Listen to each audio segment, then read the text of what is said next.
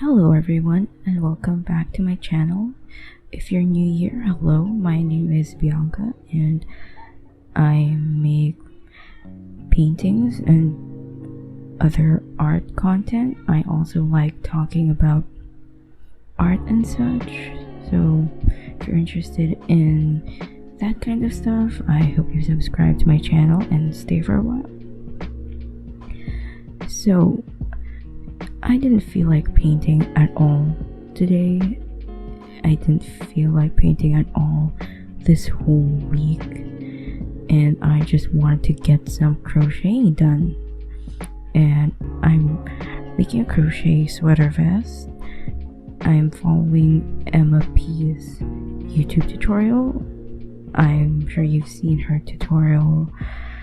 crochet tutorials around YouTube. They're easy to follow and really informative, and she inspired me to learn how to crochet. And learning another skill or another like artsy skill has been really nice, and it's just something different from painting, which honestly, if you don't want to burn out, you gotta do other stuff. This is one of the granny squares I made like a month ago, and as you can see, I'm not the neatest crocheter ever. Look at all those loose ends. Oh my god. But this is my first granny square, and I kind of like the color scheme of it, but I didn't get much yarn of these brown colors, so I don't know if I'll keep on making granny squares of those colors. And this is one of the first projects I ever did. It's just this, it's a multi-purpose thing. I use it as a headband. I sometimes use it to tie the curtains. I don't know. It's my first project, and you can see that I am a tight crocheter. Look at that tight. Oh my god, I wish I could redo this actually, but it's already there, and I ran out of the brown, so I had to use red, which is why it's not the best color scheme. I'm so proud of it though.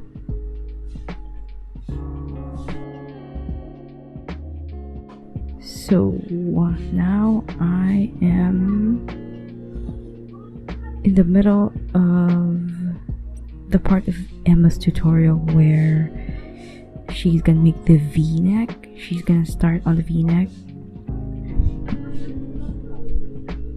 This is the yarn I'm using. I'm using this brand called Dapper Cotton. I think Dapper Dreamer, Dapper something. And I got it in apple green and this strawberry color. And these are like 350 pesos per skein of yarn. It's kind of pricey, but you get a lot of yarn for it.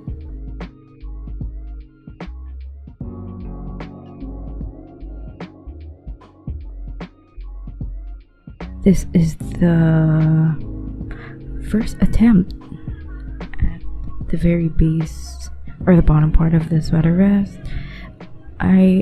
You can see how much of a beginner I am because I don't know how to control the tension of the yarn yet. It's not supposed to like bunch up and bacon like that. So I have learned a lot since making this. I'm gonna just redo this, and also I got the length wrong. I used the wrong measurements, so I'm gonna take apart this whole thing. And as you can see, I'm not a perfectionist at all. In Emma's tutorial, she actually just uses like one color for like the body part of the sweater, and I tried to do a houndstooth pattern, and as you can see, I used her measurements, and that was a big mistake because we are not the same size. I think Emma is a size small, and look at that. I had to extend the 17 inches or 17.5 inches to 25 inches because that's my actual size. I'm a size medium to large, and as you can see, it's messy. It's not perfect, but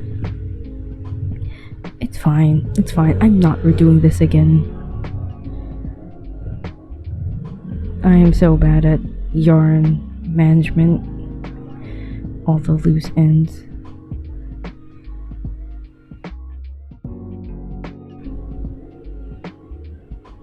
Now I'm just turning my work.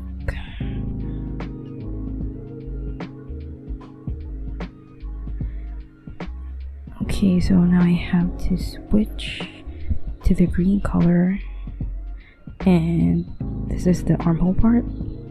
I just slip stitched all the way down that row like Emma did in her tutorial. And now I'm gonna get started at the V, and you can see the orange stitch marker. That's where the middle is, and that's where the center of the V will be. And for this video, I'm actually not gonna finish the V or anything. I just want this video to be chill, and I'm just gonna do a few rows because it's like midnight here and I'm tired. I'm so tired. I just got off work a few hours ago, and that's just me showing you the V part of the sweater. So yeah, I just finished work, and as I said earlier, I didn't really want to paint, and I only felt like crocheting. And oh, if you can hear fireworks in the background, it's the 11th, I think. It's the 11th of February as I'm recording this voiceover, and it's Chinese New Year the next day. So happy Lunar New Year to all of you who celebrate it. I thankfully get a day off work because it's a holiday here in the Philippines. So thank God. And just excuse the fireworks in the background. So I want to just chat and ask, how are all of you doing? You can feel free to comment just whatever's on your mind. I'd love to hear about what's going on with you. And I saw earlier that I reached 40 subscribers. Oh my god, it's kind of crazy to have 40 subscribers. Like, it's not much at all, but still, thank you for subscribing to me. If I wonder why you subscribe, but thank you so much for, you know, sticking around and being with my channel and joining me in whatever art thing I do. And it's important because, like, YouTube is my space to make art, I guess I could say, because the job I'm in is not artsy at all. I won't say much because I don't know how much I can say about my job. I don't have an NDA or anything, but for privacy reasons, I'm just not gonna say much about it. But all I can say is that I do work in a graduate school, and it's a lot of admin work, some marketing on the side, so it's not artsy at all. And I just want to create sometimes, and it's important to have an outlet for that, and my outlet is like my sketchbooks and YouTube, and recently crocheting. So I was pretty brave to try and do like a houndstooth pattern because Emma's video was just one color, and I wanted to go the extra mile and do a houndstooth pattern.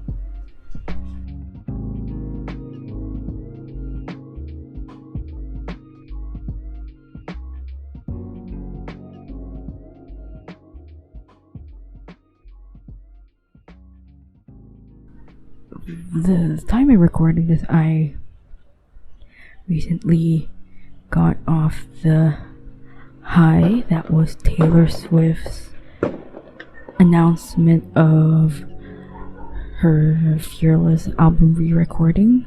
Oh my god, that's amazing. I can't wait for April 9. Oh my god. Okay, I want to talk about how I became a Swiftie. So I'm still not, okay, I'm not a Swiftie, I guess. Okay, I don't know, I'm not a stan is what I'm saying. In the modern sense, I'm not a stan. I don't think. I do love Taylor Swift though, and I think I became a Swiftie around the time of, I think it was before Lover, so that I'm pretty late. Definitely before the release of Lover, because I was bored one day and decided to watch a Reputation Stadium tour on Netflix. And I was like, oh my god, this is Taylor? I did listen to Taylor when I was younger. Like, I remember listening to Mary's song, I think it was called, from her debut album, I think. And of course, Love Story, who Love Story. And what else? Yeah, I think those were like my... I was also there for like 1989, but I listened to it like casually. I wasn't in love with Style though. Style was my favorite song. Is my favorite song in 1989, and I wasn't a Swiftie though. I was a casual listener of her, but when I watched the Reputation Stadium tour, I was like, oh my god, this is Taylor Swift? And I admit, when like the drama with Kanye West went down, I wasn't on Twitter that much because I was like in my sophomore year of college when it happened, so I had a lot going on with me personally, so I have no idea what was going on with Taylor. I did think Reputation at first was kind of edgy, like she's being too edgy. That was my initial thought, but after I watched the stadium tour again, oh my god, I was hooked on Taylor.